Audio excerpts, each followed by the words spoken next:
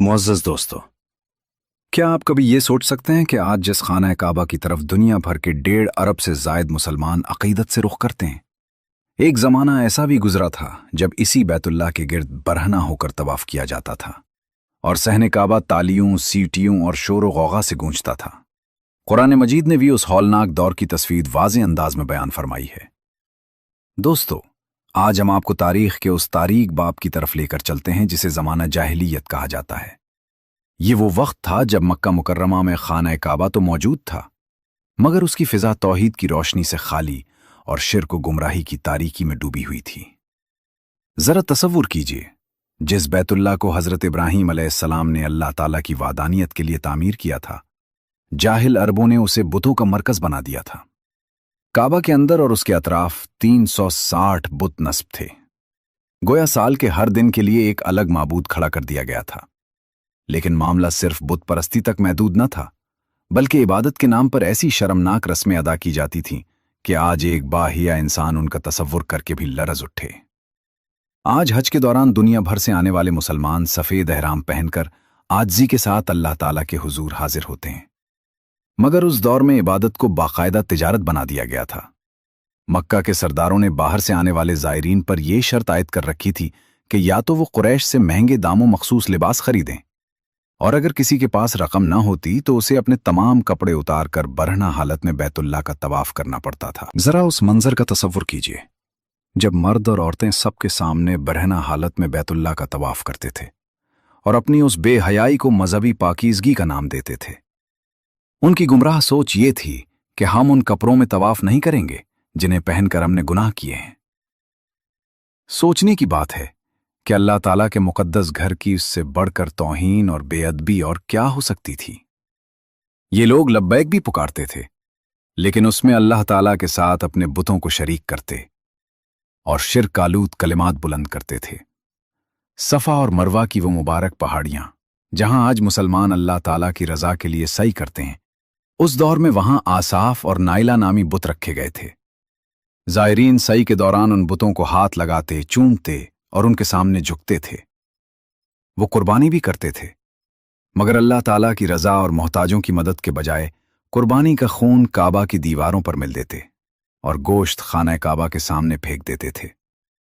उनका बातिल अकीदा ये था कि माज़अल्लाह अल्लाह ताला को इस खून और गोश्त की ज़रूरत है। अरब अपने ज़ाती मफादात और जंगी ख्वाहिशात की खातिर हुर्मत वाले महीनों में भी रद्दोबदल कर लेते थे। अगर किसी कबीले को जंग करनी होती तो वो ऐलान कर देते कि इस साल हज का महीना आगे कर दिया गया है। गोया दीन को अपनी ख्वाहिशात के मुताबिक बदलना उनके लिए मामूल बन चुका था। आज की इस दस्तावेजी वीडियो में हम तारीख के इन्हीं खौफनाक और मुस्तनद हक़ाइक़ को सामने लाएंगे कि किस तरह हज जैसी अजीम इबादत को जहालत, शिर्क और रसूमात की तारीकी में दबा दिया गया था। फिर अल्लाह ताला ने अपने महबूब हज़रत मोहम्मद मुस्तफ़ा सल्लल्लाहु अलैहि वसल्लम को मबूस फरमाया, जिन्होंने खाने काबा को बुतों, गुमराहियों और शिर्क की नजासत से हमेशा के लिए पाक कर दिया। नाज़रीन, इस वीडियो को गौर से देखिए, क्योंकि आज आप हज की उस तारीख से वाकिफ होने जा रहे हैं जो एक तरफ आपको हैरत में मुब्तला कर देगी और दूसरी जानिब आपके ईमान को ताज़ा कुव्वत अता करेगी। मुअज़्ज़ज़ दोस्तों, सबसे अहम सवाल ये है कि आखिर दीन तौहीद में शिर्क की यह आमेज़िश कैसे पैदा हुई। हज़रत इब्राहीम अलैहिस्सलाम के कायम करदा पाकीज़ा दीन में गुमराही का यह अंधेरा कहाँ से दाखिल हुआ? तारीख़ी रिवायात के मुताबिक अम्र बिन लुही वो शख्स था जिसने सबसे पहले अरब में बुत परस्ती को रिवाज दिया। उसके बाद रफ्ता रफ्ता खाने काबा की असल रूह बदलती चली गई और हज की वो इबादात जो सिर्फ अल्लाह ताला की रज़ा के लिए मुकर्रर की गई थीं, कबायली फ़ख्र, दिखावे और मफादात का ज़रिया बन गई। ज़माना जाहिलियत में कुरैश ने खुद को बाकी तमाम अरब कबाइल से बरतर साबित करने के लिए एक ख़ास लक़ब इख्तियार कर रखा था जिसे हुम्स कहा जाता था। उनका दावा था कि चूंकि हम अल्लाह ताला के घर के मुतवल्ली और पड़ोसी हैं, इसलिए हमें दूसरों पर फ़ौक़ियत हासिल है। इसी गुरूर की बुनियाद पर वो हज के दौरान आम हाजियों के साथ मैदान अरफ़ात में वक़ूफ़ नहीं करते थे, बल्कि मुज़दलिफ़ा ही में ठहर जाते थे। उनका कहना था कि हम हुदूद हरम से बाहर नहीं जाएंगे, हालांकि अरफ़ात में क़याम हज का सबसे अजीम रुकन था। कुरैश ने हज को इबादत के बजाय बाकायदा तिजारत का ज़रिया बना लिया था। उन्होंने ये कानून नाफिज कर रखा था कि बैरून मक्का से आने वाले ज़ायरीन या तो कुरैश से मखसूस लिबास खरीदें या फिर किसी कुरैशी से कपड़े मुस्तार लेकर तवाफ करें। और अगर किसी के पास इस्तिताअत न होती तो उसे मजबूरन बरहना हालत में तवाफ करना पड़ता था। मर्द दिन की रोशनी में बैतुल्लाह का तवाफ करते, जबकि औरतें रात की तारीकी में ये अमल अंजाम देतीं। ये उस दौर की ऐसी शर्मनाक हकीकत थी जहां हया, इज्जत और पाकीज़गी जैसे अल्फाज अपनी मानवियत खो चुके थे। दोस्तों, आज जब दुनिया भर के मुसलमान अक़ीदत के साथ लब्बैक अल्लाहुम्मा लब्बैक, ला शरीक लक लब्बैक पुकारते हैं और अल्लाह ताला की वहदानियत का ऐलान करते हैं, तो ये तसव्वुर भी रूह को हिला देता है कि ज़माना जाहिलियत में यही अल्फाज शिर्क से आलूदा कर दिए गए थे। उस दौर के मुशरिकीन तलबिया में अपने बुतों को भी शामिल करते और कहते थे, ऐ अल्लाह, हम हाजिर हैं, तेरा कोई शरीक नहीं, मगर वो शरीक जो तेरा ही बनाया हुआ है। तू उसका भी मालिक है और उन चीज़ों का भी जिन पर उसकी हुकूमत है। नाउज़ुबिल्लाह। यानी वो लोग अपने हाथों से तराशे गए पत्थरों को अल्लाह ताला की बादशाही में शरीक ठहराते थे। सफ़ा और मरवा की मुबारक पहाड़ियों के दरमियान, जहां आज मुसलमान अल्लाह ताला की रज़ा के लिए सई करते हैं, उस ज़माने में आसाफ और नाइला नामी दो बुत रखे गए थे। रिवायात के मुताबिक ये एक मर्द और औरत थे जिन्होंने बैतुल्लाह के अंदर गुनाह किया, जिसके बाद उन्हें इबरत का निशान बना दिया गया। मगर जाहिल अरबों ने नसीहत हासिल करने के बजाय उन्हें माबूद बना लिया। लोग सई के दौरान इन बुतों को छूते, उनसे बरकत मांगते और अकीदत का इजहार करते थे। वो कुर्बानी के जानवर भी ज़िबह करते थे, लेकिन मकसद अल्लाह ताला की रज़ा और तक़वा हासिल करना नहीं था। ज़िबह किए गए जानवरों का खून काबा की दीवारों पर इस तरह मिलते जैसे कोई रस्म अदा कर रहे हों, जबकि गोश्त सहने काबा में फेंक देते थे। उनका अकीदा था कि माज़अल्लाह अल्लाह ताला तक उस खून और गोश्त की खुशबू पहुंचती है। बाद में कुरान मजीद ने उनके इस बातिल नजरिए को रद्द करते हुए वाज़ेह फरमाया कि अल्लाह ताला तक न गोश्त पहुंचता है और न खून, बल्कि उसके हुजूर सिर्फ बंदों का तक़वा पहुंचता है। ज़माने जाहिलियत में कुरैश ने हाजियों को मुख्तलिफ तबक़ात में तक़सीम कर रखा था। एक गिरोह हुम्स कहलाता था, जिसमें कुरैश और उनके हलीफ कबाइल शामिल थे। ये लोग खुद को खास अल्लाह वाले समझते थे और अपने लिए अलग मराआत रखते थे। उन्हें इजाज़त थी कि एहराम की हालत में चमड़े के जूते पहने और वो मैदान अरफात जाने के बजाय मुज़दलिफ़ा ही में क़याम करके हज मुकम्मल कर लेते थे। हालांकि अरफात में वकूफ़ हज का बुनियादी रुकन था। दूसरा गिरोह उन तमाम हाजियों पर मुश्तमिल था जो मक्का मुकर्रमा के बाहर से आते थे और उन पर बेशुमार पाबंदियां आयद की जाती थीं। उन्हें इजाज़त न थी कि वो अपने साथ लाया हुआ खाना इस्तेमाल करें, बल्कि वो सिर्फ कुरैश से खरीदा गया या उनसे लिया हुआ सामान ही इस्तेमाल कर सकते थे। यहां तक कि लिबास के मामले में भी उन्हें कुरैश का मोहताज बना दिया गया था। दोस्तों, ज़माना जाहिलियत में एक निहायत अजीब और सख्त रस्म हज संत यानी खामोशी वाला हज भी राइज था। बाज़ लोग उसे इंतहाई इबादत, ज़ुहद और तक़वा की अलामत समझते थे। उनका ख्याल था कि हज के दौरान अल्लाह ताला की क़ुर्बत हासिल करने का बेहतरीन तरीक़ा यह है कि इंसान मुकम्मल खामोशी इख्तियार कर ले।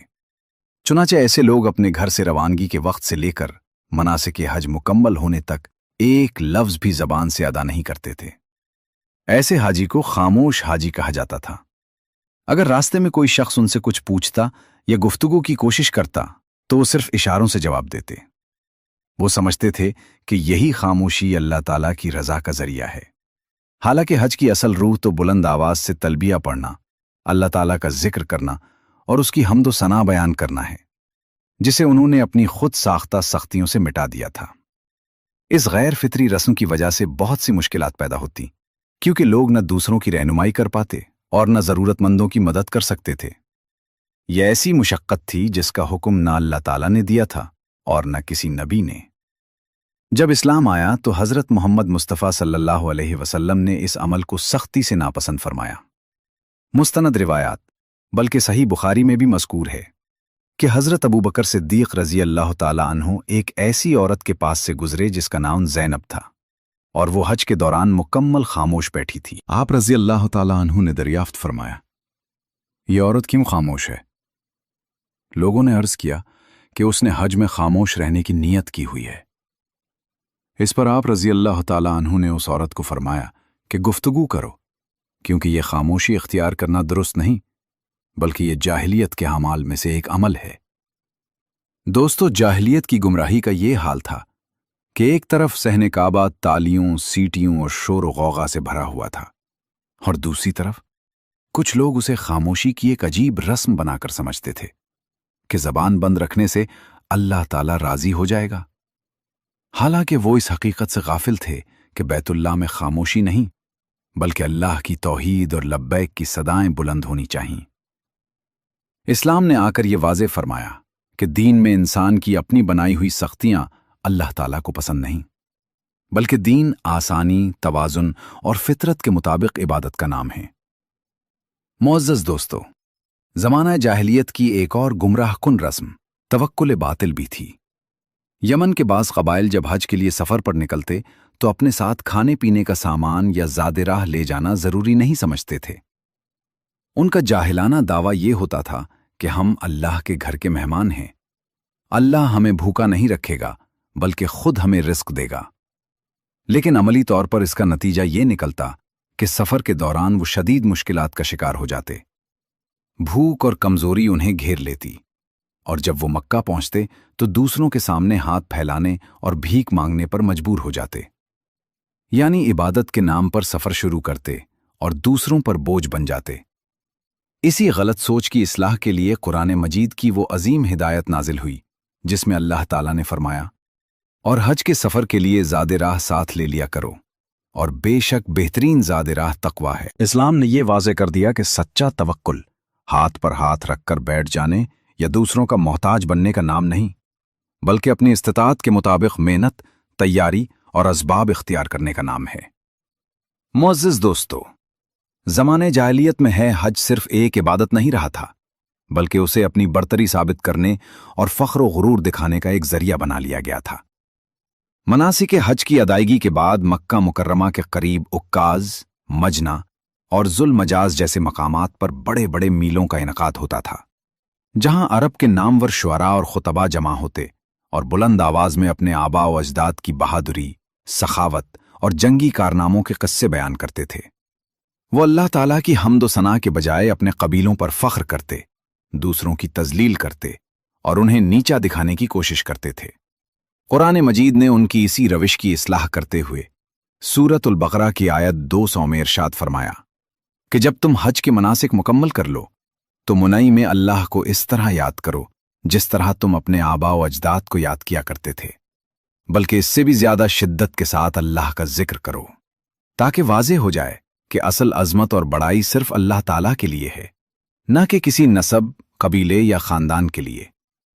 دوستو، آپ یہ جان کر حیران ہوں گے کہ جس خانہ کعبہ کے سامنے آج دنیا بھر کے مسلمان نہایت عاجزی اور خاموشی کے ساتھ سجدہ ریز ہوتے ہیں، زمانے جاہلیت میں وہاں کا منظر بالکل مختلف اور افسوسناک تھا۔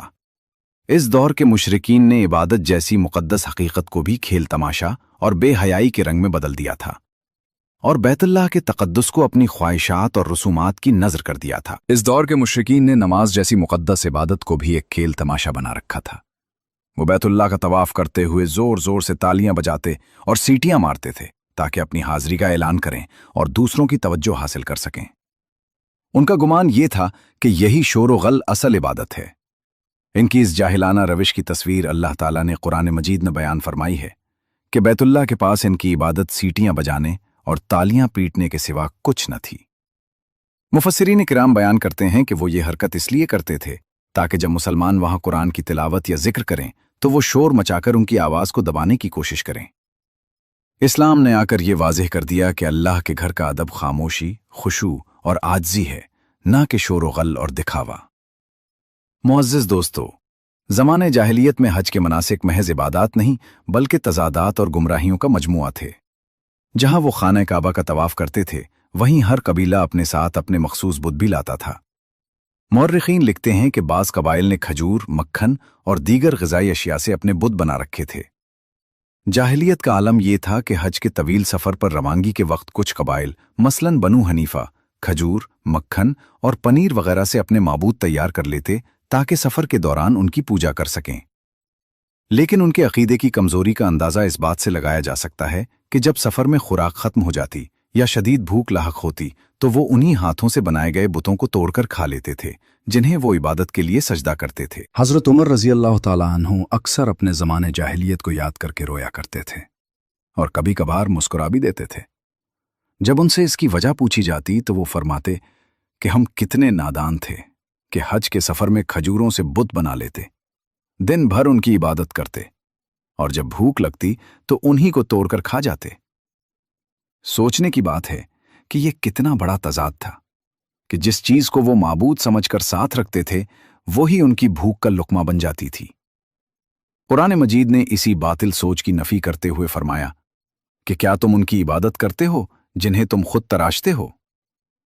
ये हकीकत इस बात की वाज़ेह दलील है कि इस्लाम से पहले हज की असल रूह मुकम्मल तौर पर मस्ख हो चुकी थी और इंसान अपनी ही बनाई हुई मिट्टी और खुराक को माबूद समझ बैठा था।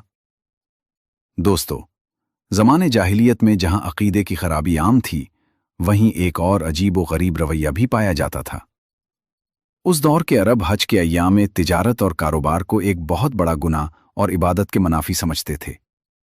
उनका ये अकीदा था कि चूंकि हम अल्लाह के घर की ज़ियारत के लिए निकले हैं इसलिए इस दौरान किसी किस्म का दुनियावी नफ़ा हासिल करना इबादत को ख़राब कर देगा। इस खुद साख्ता पाबंदी का नतीजा ये निकलता था कि बहुत से हाजी शदीद माली मुश्किलात का शिकार हो जाते थे। अक्काज़, मजना और जुल मजाज जैसे बड़े तिजारती बाजार उनके सामने मौजूद होते, लेकिन वो वहां से कोई चीज़ खरीदना भी अपनी इबादत में कमी समझते थे। ये दरअसल उनकी अपनी बनाई हुई फिक्री जंजीर थी जिसने इबादत को आसानी के बजाय एक बोझ बना दिया था। जब इस्लाम का सूरज तुलू हुआ तो अल्लाह ताला ने कुरान मजीद में वाज़ेह तौर पर यह ऐलान फरमाया कि ये तुम्हारा अपना बनाया हुआ वहम है और अपने रब का फजल यानी रिस्क हलाल तलाश करना हरगिज गुनाह नहीं बल्कि जायज़ और दुरुस्त अमल है। हज़रत अब्दुल्लाह बिन अब्बास रज़ी अल्लाह ताला अन्हु जैसे जलीलुल क़द्र सहाबी इस दौर की कैफियत बयान करते हुए फरमाते हैं कि लोग इस मामले में इस कदर खौफज़दा थे कि इस्लाम कबूल करने के बाद भी हज के दौरान तिजारत करने से हिचकिचाते थे, यहां तक कि कुरान मजीद ने उन्हें ज़हनी पाबंदी और गलत फहमी से आज़ाद किया। इससे हमें यह सबक मिलता है कि दीन इंसान को तंगी में मुब्तला करने के लिए नहीं बल्कि आसानी और सहूलत पैदा करने के लिए आया है। इस्लाम ने यह तालीम दी कि अल्लाह ताला की इबादत के साथ साथ रिस्क हलाल की तलाश भी एक नेकी और इबादत है, ना कि कोई गुनाह या कमजोरी। मोअज़्ज़िज़ दोस्तों, ज़माने जाहिलियत की एक और अजीब व गरीब और तवहुम परस्ताना रस्म ये थी कि वो घरों में सामने के दरवाजे से दाखिल होने को नापसंद करते थे। ये उनके खुद साख्ता तक़वा और बेबुनियाद अकायद की एक मिसाल थी जिसे सुनकर अक़ल हैरान रह जाती है। उनका अक़ीदा ये था कि जब कोई शख्स हज के लिए एहराम बांध लेता है तो इस पर आम जिंदगी के मामूल के रास्ते बंद हो जाते हैं और अगर किसी ज़रूरत के तहत उसे वापस अपने घर आना पड़ जाए तो सामने के दरवाजे से दाखिल होना बहुत बड़ा गुनाह और हज की बेअदबी समझा जाता था। इसके बजाय वो लोग घरों में पिछली दीवार फलांग कर या पीछे से सुराख करके दाखिल होते थे। उनका ख्याल था कि यह अमल तक़वा और परहेज़गारी की अलामत है और इस तरह वो अल्लाह ताला के लिए अपनी मुशक्क़त और इबादत का इजहार कर रहे हैं। इस्लाम के इब्तदाई दौर में भी कुछ लोगों के जहनों में यह जाहिलाना तसव्वुर मौजूद था, यहाँ तक कि एक सहाबी रज़ी अल्लाह ताला अन्हु ने जब रसूलुल्लाह सल्लल्लाहु अलैहि वसल्लम को घर के दरवाजे से बाहर तशरीफ़ लाते देखा तो वो भी आप सल्लल्लाहु अलैहि वसल्लम के पीछे पीछे दरवाजे से बाहर निकल आए। जब लोगों ने इस पर एतराज़ किया तो अल्लाह ताला ने कुरान मजीद में इस गलत रस्म और बेबुनियाद सोच का पर्दा चाक कर दिया। अल्लाह ताला ने वाज़ेह फरमाया कि नेकी ये नहीं है कि तुम घरों में पीछे से दाखिल हो, बल्कि असल नेकी तक़वा है, यानी अल्लाह ताला की नाफरमानी से बचना और उसके अहकाम पर अमल करना। इसके बाद हुक्म दिया गया कि घरों में उनके दरवाज़ों ही से दाखिल हुआ करो। गौर कीजिए कि वो कौम जो दीवारें फलांगने और सुराखों से गुजरने को इबादत समझती थी, इस्लाम ने उसे ये शऊर दिया कि अल्लाह ताला ज़ाहिरी रसूमात और खुद साख्ता सख्तियों को नहीं बल्कि दिल की नीयत और तक़वा को देखता है। नबी करीम सल्लल्लाहु अलैहि वसल्लम ने इस जाहिलाना रस्म को जड़ से ख़त्म करके ये वाज़ेह कर दिया कि दीन फितरत का नाम है, न कि गैर ज़रूरी मुशक्क़त और दिखावे का। मोअज़्ज़िज़ दोस्तों, ज़माने जाहिलियत में हज के दौरान एक और बड़ी खराबी नमाइश और मुकाबले की सखावत थी, लेकिन ये सखावत अल्लाह ताला की रज़ा के लिए नहीं बल्कि अपनी वाह वाह और शोहरत के लिए की जाती थी। कबायली सरदार इस बात पर फख्र करते कि किसका दस्तरखान सबसे बड़ा है। वो मैदान मना और दीगर मकामात पर बड़े बड़े देगचे चढ़ाते और सैकड़ों ऊंट इसलिए ज़िबा करते कि पूरे अरब में ये चर्चा हो जाए कि फलां सरदार ने इतने हाजियों को खाना खिलाया है। इस वाक़े से उस दौर की सोच और जाहिली तर्ज फ़िक्र का बखूबी अंदाज़ा लगाया जा सकता है। जब कुरैश का लश्कर मुसलमानों के मुकाबले के लिए मक्का मुकर्रमा से रवाना हुआ तो अबू जहल और दीगर सरदारों ने यह मंसूबा बनाया कि रास्ते में हर चंद मंजिलों पर ऊंट ज़िबा किए जाएंगे, शराब की महफिलें सजाई जाएंगी और लौंडियों से गाने बजाने का एहतमाम किया जाएगा, ताकि पूरे अरब में यह तासुर जाए कि कुरैश किस कदर ताकतवर, सखी और रोब दबदबे वाले हैं। उनका असल मकसद भूखे लोगों को खाना खिलाना नहीं था, बल्कि अपनी शान और शौकत और बरतरी का मुजाहिरा करना था। हज के अय्याम में भी उनकी यही कैफियत होती थी कि वो खाने काबा के करीब जानवर ज़िबा करते, उनका खून दीवारों पर मिल देते और गोश्त वहीं छोड़ देते। जब सहाबा किराम रज़ी अल्लाह अन्हुम ने इस्लाम कबूल करने के बाद ये मनाजिर देखे तो उनके दिल में ये ख्याल आया कि शायद जाहिलियत के लोग अल्लाह ताला के घर की ताज़ीम में इस तरह कुर्बानी पेश करते थे, तो हमें भी अल्लाह की रज़ा के लिए इससे बढ़कर अमल करना चाहिए। इसी मौके पर अल्लाह ताला ने कुरान मजीद में ये वाज़े फरमा दिया कि ना उन जानवरों का गोश्त अल्लाह ताला को पहुंचता है और ना उनका खून, बल्कि अल्लाह ताला तक सिर्फ बंदों का तकवा पहुंचता है। यानी अल्लाह ताला के नज़दीक अहम चीज़ ज़ाहिरी नजराने या बड़ी बड़ी कुर्बानियां नहीं, बल्कि दिल की नीयत और इखलास है।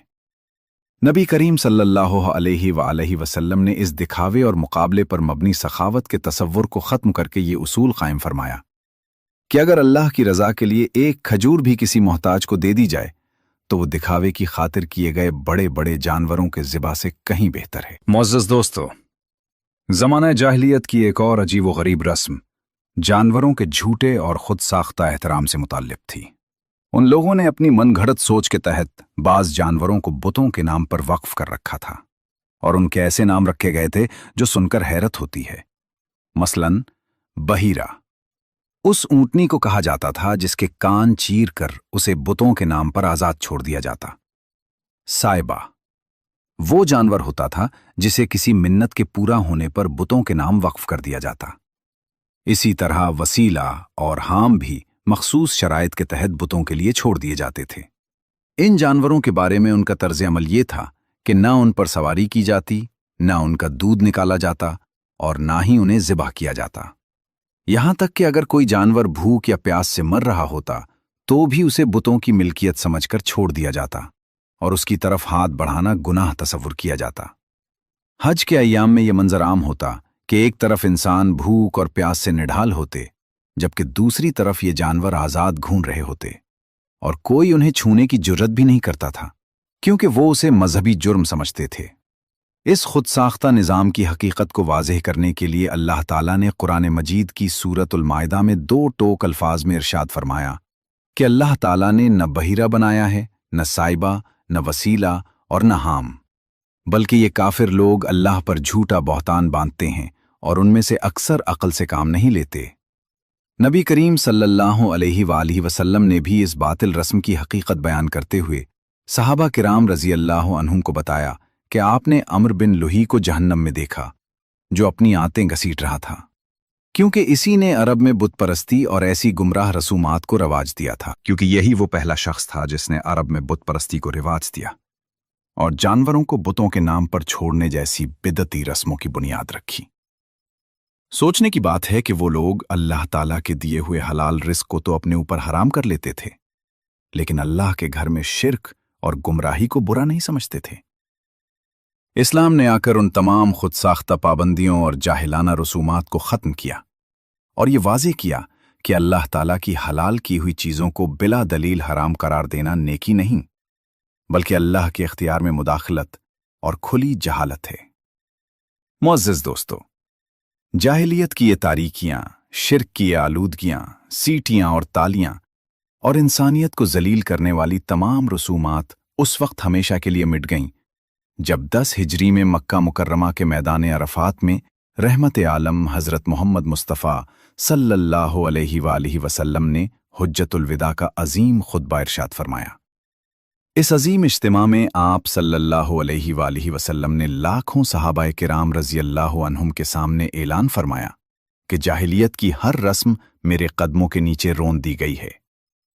आप सल्लल्लाहु अलैहि वालिहि वसल्लम ने इसी मकाम पर जाहिली फ़ख्र व गुरूर को ख़त्म कर दिया, जहां कभी कबायली तफाखुर के किस्से सुनाए जाते थे।